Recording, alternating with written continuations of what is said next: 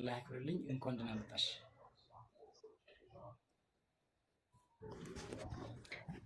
አሰላሙ አለይኩም ወራህመቱላሂ ወበረካቱ። ሁላችሁንም ሰላም ብያለሁኝ።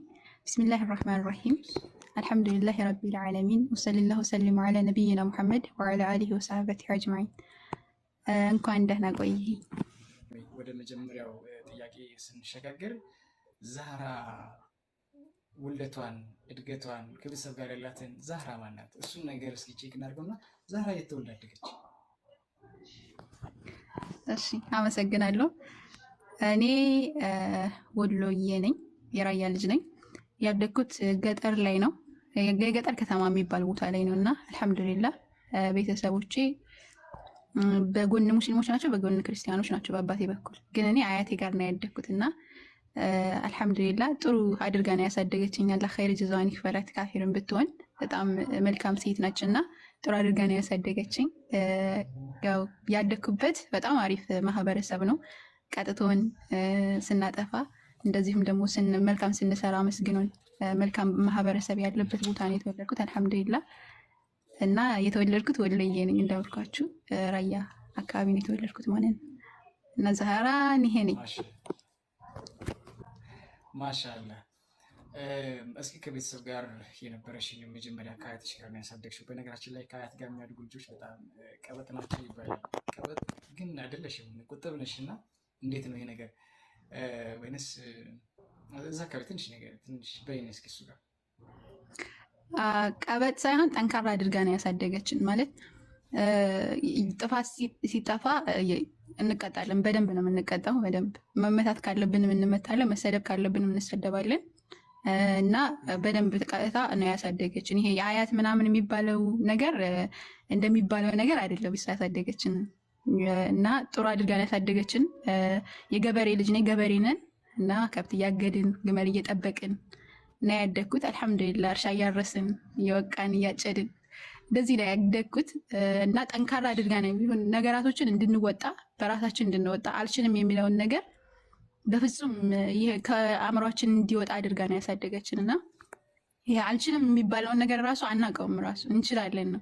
ለሊት እንነሳለን፣ ከብቶችን እንጠብቃለን፣ ከዛ ወደ ትምህርት ቤት እንሄዳለን። ከዛ ቤት ስንመለስ የቤት ስራ እንሰራለን፣ እንጀራ መጋገር፣ ወጥ መስራት። ገና ህፃን እያለን ይሄ የተማርኩት በ5 ዓመቴ ነው እንጀራ መጋገር የጀመርኩት። እና በጣም በልጅነታችን ነው ብዙ ነገራቶችን የሚያስተምሩን። እና አልሐምዱሊላህ በዚህ መልኩ ነው ያደግኩት። እኔ የሆነ ቀብራራ ምናምን የሚባል ነገር የለም። ከብቶች እያገድኩ ነው ያደግኩት አልሐምዱሊላህ።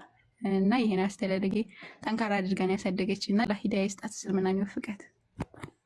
አሜን አሜን አሜን አሜን። ሁላችሁም አላህ ኸይሩን መንገድ፣ የእውነቱን መንገድ፣ የህይወትን መንገድ እንዲወፍቃቸው ዱዓ አድርጉላቸው። እምነታቸው ላይ ምን ነበረ? በእምነታቸው ላይ የነበራቸው ጽናት፣ የትኛው የክርስትና ውስጥ ያሉት ቤተሰቦች ናቸው? እሱን ነገር እስኪ ንገሪኝ።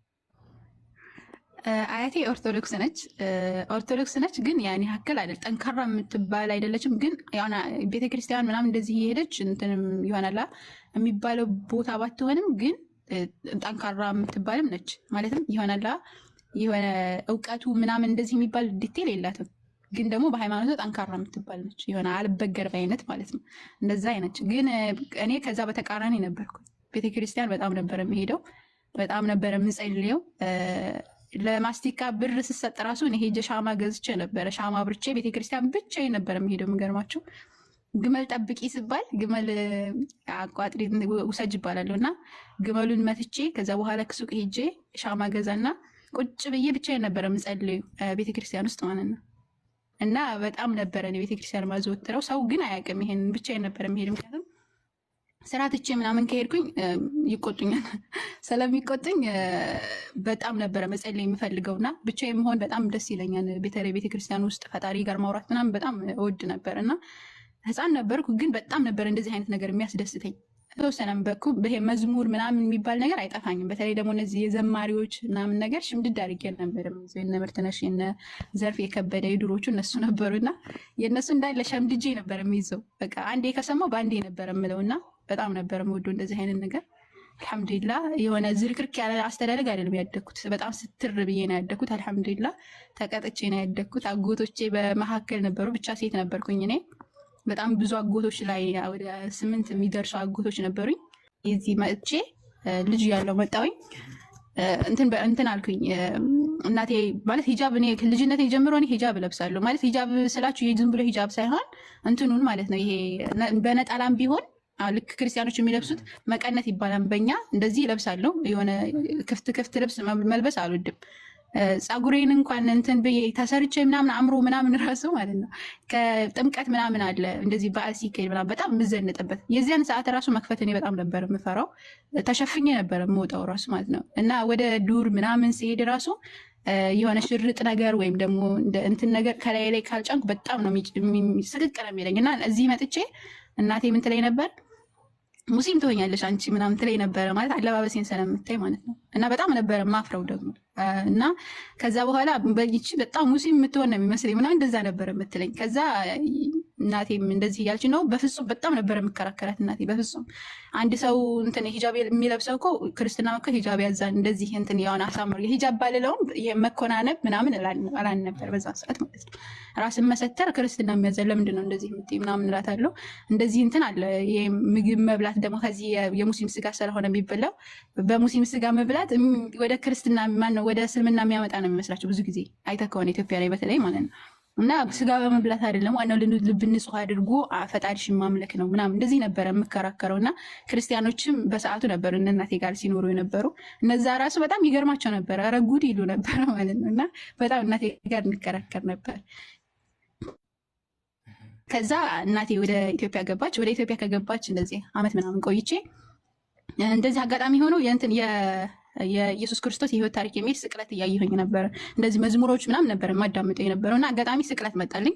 ስቅለትን እያየሁኝ እያለ ማቴዎስ ወንጌል ላይ የሆነ ማርቆስ ወንጌል ላይ እንደዛ አካባቢ ኢየሱስ በእባብ የሚፈተንበት ቦታ አለ እና ኢየሱስ በእባብ ሲፈተን እንዴት ነው ሊፈተን የቻለው ማለት እንዴት ነው? እኔ እንደነገርኩህ እረኛ ነበርኩ፣ ከብቶችን እጠብቅ ነበር እና በዛን ሰዓት እኔ እባብ ምናምን አያለሁኝ። እንደዚህ እባብ ሳይ እኔ አልፈራም፣ ራሱ ገላለሁ እባብ።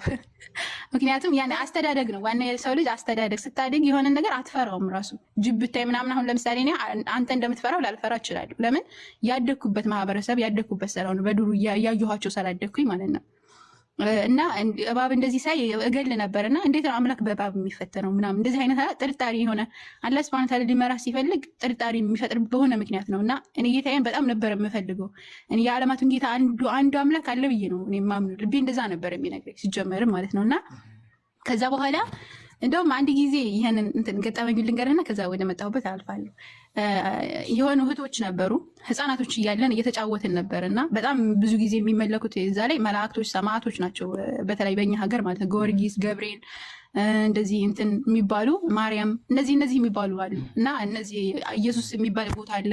እንደዚሁም ደግሞ የራሱ ቤተክርስቲያን ማለት ነው። እና እነዛን ሁሉ ጠሩና ማንን አንቺ ከዚህ በጣም የምትወጂውን ምረጭ ተባልኩ ማለት ነው።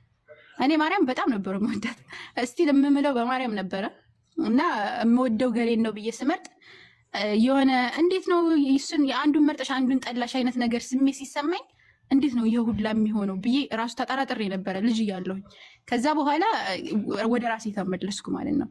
ከዛ በኋላ አሁን እዚህ ወደ ጥርጣሬ ወደ ፈጠረብኝ ነገር ልምጣና እንደዛ ኢየሱስ ሲፈተን ሳይ በጣም ነው የጨነቀኝ እንደዚህ ማለት ነው። እንዴት ሊሆን ይችላል ምናምን የሚባለው ነገር። ከዛ በኋላ ለምን አላነብም አልኩኝና እንትን ባይብልን አውርጄ ማንበብ ጀመርኩ። ባይብልም ውዳሴ ማርያም ምናምን ነበረኝ እኔ ሳልጸልይ እዚህ ሁኝ ስቲል ውዳሴ ማርያም ነበር ሳልጸልይ አልተኛም። እንትን መስቀል ምናምን እንደዚህ ነበር። በጣም ነበር የምጸልይ ሳልጸልይ አልተኛም በፍጹም ማለት ነው። ውዳሴ ማርያም አንብቤ ምናምን እንደዚህ ነበር የምተኛ ጠዋትና ማታ እንደዚህ በጣም እጸልይ ነበር እና ከዛ በኋላ የሆነ ጥርጣሬ ሲፈጥርብኝ በጣም ግር ነው የሚለው እና ጥርጣሬ እምነታችሁ ላይ ጥርጣሬ ስትፈጠር በጣም ነው የሚከብደው ብታዩት፣ የእውነት በጣም ነው የሚጨንቀው ራሱ ማለት ነው። እና ማንበብ ጀመርኩኝ። ከዛ አጋጣሚ ሆኖ እንደዚህ እንትኖች ስብከቶች ምናምን እየሰማሁኝ ኢየሱስ ብዬ ከላይ ስጽፍ ኢየሱስን እንትን አምላክ ነው እኔ የሚል መጽሐፍ እንትን መጣልኝ ከዩቱብ ላይ ማለት ነው። ከዛ በኋላ እሱን ማዳመጥ ጀመርኩኝ። ውይይቶችን እና ዋሃይደር የሚወያዩበት ነበረ ፓልቶክ ላይ ድሮ ሲወያዩበት የነበረውን ዩቱብ ላይ ይለቀቅ ነበረ። አሁንም አሉኝ ኦዲዮቹ ወደ 100 ምናምን ኦዲዮች አሉኝ። እነሱ ኦዲዮች ራሱ የሰለምኩባቸው ኦዲዮች አሉኝ እና እነ ዶክተር ዛኪር ናይክ እና አህመድ ዲዳት ምናምን የሚወያዩበት ተተርጉሞ ይፖሰት ነበረ እነሱም በደንብ አዳምጥ ነበረ። በከፊሉ ደግሞ እነሱ በጥቅስም ስለሚያስቀምጡት ጥቅሱን እየሄድኩኝ የማይም ነበረ፣ ባይብሉን የማነብ ነበረ፣ አመሳክር ነበረ ምናምን እና ኢየሱስ አምላክ አይደለም እንግዲህ ፍጡር ነው ምናምን የሚለውን ነገር በጣም ነበረ የሚያረጋግጡት ራሱ ከአምላክ ዘንድ ተልኮ እንደመጣ። እንደገና ደግሞ እስልምና ደግሞ በተቃራኒ ያለው አንዱን አምላክ ማምለክ የሚባለው አስተምሮ እሳቤው እሱ በጣም ነበረ የሚስበኝ። እንደገና ደግሞ በጣም ጥርጣሬ የፈጠረብኝ ስላሴ በጣም ነበር የሚያደናግረኝ። አንድም ሲሆን ሶስት ነው፣ ሶስትም አንድ ነው። እንዴት ነው ይሄ የሚቀበለው አእምሮ የሚለው? እንደገና ደግሞ እንዴት ነው ሰው የሚመለከው? ሰው እንዴት ይመለካል የሚለው የኢየሱስን አምላክነት ነበረ እኔ መጀመሪያ የተጠራጠርኩት ማለት ነው። አምላክን ከሆነ እንዴት እንደዚህ ይሆናል የሚል ስለሆነ እሱ ላይ በደንብ ትኩረት አደረግኩኝ። ባይብልን በምችለው አቅም አነበብኩ፣ አመሳከርኩኝ። ከዛ እስልምናን ደግሞ በደንብ ማወቅ ጀመርኩኝ ማለት ነው። በተለይ ደግሞ ከአንድ አምላክ ያለውን እሳቤ በደንብ እያወቅኩ ስመጣ ልቤ እንትን እያለ መጣ፣ እየተሸረሸረ መጣ ማለት ነው። ያንኛውን እየተኩኝ ይሄኛውን እያያዝኩ መጨረሻ ላይ መጣሁኝ ማለት ነው። ከዛ ሻሃዳ ሲይዙ ምናምን ያለው ፓልቶክ ላይ ሻሃዳ ሲይዝ ነበር ኡስታዝ አቡ ሀይደር አላህ ይጠብቀውና ከዛ ሻሃዳ እነሱ ሲይዙ ምናምን ሳላየሁኝ እዛ እኔ ሻሃዳ ያዝኩኝና ጥያቄ የፈጠሩብሽን ነገሮች ያልሻቸው አሁን ያነሳሻቸውን ነገሮች እንዲመለስልሽ ምን ጥረት አደረግሽ?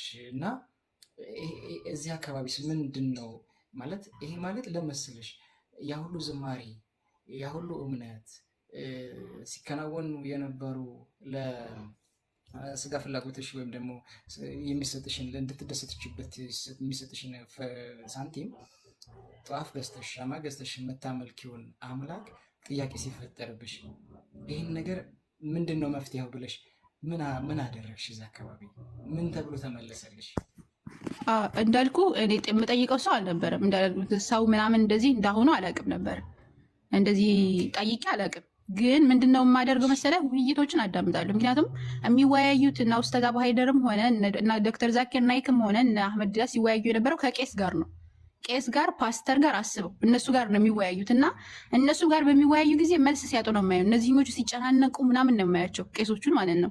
እነዚህኞቹ ደግሞ በተቃራኒው በጣም በሚገርም ሁኔታ እንዴት አድርገው እስልምናቸውን እንደሚያስረዱ እንዴት አድርገው እስልምናቸውን በደንብ አድርገው ያስረዳሉ። ክርስትናው ደግሞ እንዴት ነው መልስ የሚመልሰው? ይመልሳሉ እኮ መልሳለን ብለው ምናምን ይመልሳሉ እኮ ግን አጥጋቢ አይደለም። አያጠግበኝም ምን ይመልሳቸው ገብቷል። የሆነ እርክት ያለ መልስ አይደለም ሲመለስ የነበረው እና ያነ ጥርጣሬ ይፈጥርብኝ ነበረ። ከዛ በኋላ እነሱ የሚሉትን እሰማ ነበረ። እነዚህ አሁን ለምሳሌ ስለ ስላሴ ጥያቄ ይጠይቀናል። ስለ ስላሴ አሁን እንደዚህ ነው ወይ ብለው ሲጠይቋቸው እነሱ የሚመልሱት መልስ አጠጋቢ አይደለም። ያው የኔ ጥያቄ ማለት ነው። የኔ ጥያቄ በአስተማሪዎች አጠጋቢ ሆኖ እስካልተመለሰ ድረስ እኔ ብጠይቅም ተመሳሳይ የሆነ ነገር ነው የሚመጣው። ስለዚህ እምነቴን የሸረሸረው ነገር ይሄ ነው። በቃ እነሱ ሲወያዩ ምንም አዲስ ነገር አላመጡም። ተመሳሳይ የሆነ ነገር ነው የሚመልሱት። እዛ ላይ ደግሞ እንትን ይላሉ። እንደዚህ አንድም ሶስት አንድ ሶስት ነው ምናምን እንደገና የሚያስረዱበት መንገድ አንዱ በዛፍ ያስረዳን፣ አንዱ በፀሐይ ያስረዳን ምናምን እና እነዚህኞቹ ደግሞ ስለ አንዱ አምላክ ሲጠየቁ የሚመልሱት መልስ አለ። እንደገና ደግሞ አብዛኛውን ጊዜ ሙስሊሞች ሲያስተምሩ ነው የማየው እንጂ ክርስቲያኖች ስለ እስልምና ሀሳቢ ያላቸውን ወይም ለምሳሌ እስልምና ከ1400 ዓመት በኋላ ነው የመጣው ከማለት የዘለለ ጥያቄ አላየሁም እኔ። ወይም ደግሞ እንደዚህ ነገር ግን ሙስሊሞች ያስተምራሉ። እስልምና ከየት መጣ እንዴት መጣ የሚለውን ነገር በደንብ ስለሚያስተምሩ እዛ ላይ ነው ያየሁት እንጂ እንደዚህ አይነት ጥያቄ አይጠይቁም። ሙስሊሞች ግን ሲጠይቁ ስታያቸው እንደዚህ አይነት ስለ አምላክ ይጠይቃሉ። ኢየሱስ አምላክ ነው አብዛኛው ኢየሱስ ተሰቅሏልን ጥያቄያቸውና ውይይታቸው እንደዛ ነበረ። ኢየሱስ ስላሴ እውነት የባይብል አስተምሮ ነው? እንደዚህ አይነት አስተምሮች ስላሴ እንዴት ሊሆን ይችላል? እንደዚህ አይነት አስተምሮችን ሲጠይቁ ስለነበረ በቃ ዋናው ላይ ስለተመታ እንዴት አድርጌ ልመነውን ይሄ እና እዛ ላይ ነው በዚህ ምክንያት ነው ጥረት ያደረግኩት እንጂ ከዛ ውጪ እንደዚህ ጠይቄ ምናምን ከመስለሜ በፊት ጠይቄ አላውቅም። ከዛ በኋላ ግን ከሰለምኩ በኋላ ግን ብዙ ጠይቄያለሁኝ፣ አልተመለሰልኝም። እስካሁን ድረስ እየጠየቅኩ እገኛለሁ።